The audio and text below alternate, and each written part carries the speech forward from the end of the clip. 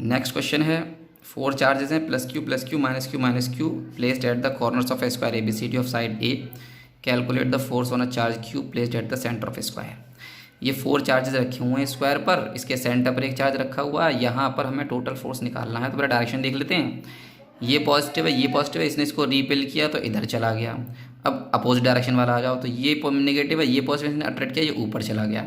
2 forces एक ही direction में, इनका रिजल्टेंट ये हमने F1 मान लिया। इसी तरह से इधर ने इसको रिपेल किया, फोर्स इधर चला गया, FD मान लिया। इसने इसको रिपेल अट्रैक्ट किया तो इधर चला गया, ये दोनों एक ही डायरेक्शन में, तो ये अट्रैक्ट होकर इधर चला गया, F2 हो गया। तो इस तरह से हमने ये फोर्स की डायरेक्शन मान लिया। सबसे पहले अगर हम क्यू पर निकालेंगे तो हमें डिस्टेंस पता होना चाहिए, जिसे हम R मानते हैं। अब ये जो डिस्टेंस कितना होगा, इसके लिए हमने ये राइट एंगल ट्राइंगल लिया और राइट एंगल ट्राइंगल में पाइथागोरस थ्योरम यूज़ कर लिया। पाइथागोरस थ्योरम यूज़ करके सॉल्व किया तो हमारे पास ये AC आ गया, पूरा A से लेकर C तक √2a। ये मिड पॉइंट है, सेंटर है, तो इसको हाफ कर दिया √2/2 और इसको फिर हमने ऊपर नीचे √2 से मल्टीप्लाई करके a/√2। जो डिस्टेंस हैं सारे के सारे बराबर होंगे, ये सारे डिस्टेंस आ गया a/√2। अब हमने क्या किया, हमने फोर्स निकाला Q due to charge at A, यानी A पर मौजूद चार्ज की वजह से यहाँ फोर्स निकाला। फॉर्मूला 1/4πε0 Q1 Q2/r², वैल्यू लगाई, ये A आ गया।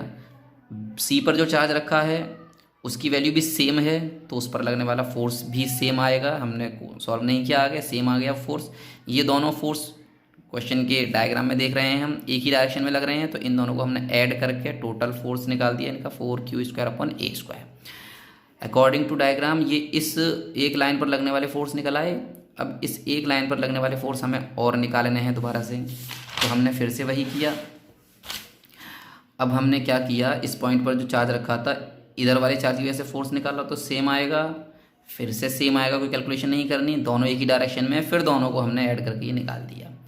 अब बात आती है हमारे के जो F1 फोर्स है वो इधर लगा, F2 फोर्स इधर लगा, इन दोनों के बीच एंगल, ये 90 डिग्री एंगल बनाएगा हमेशा। स्क्वायर के जो डायगोनल होते हैं राइट एंगल पर इंटरसेक्ट करते हैं, तो ये 90 डिग्री एंगल आया। अब हम रिजल्टेंट फोर्स वाला फॉर्मूला लगाएंगे यहाँ पर, तो हमारे पास रिजल्टेंट फोर्स निकल कर आया F1² + F2² + 2F1 F2 cos theta. Value लगाई F1 की, F2 फिर 2 × cos 90 0 होता है, ये टोटल टर्म 0 हो गया।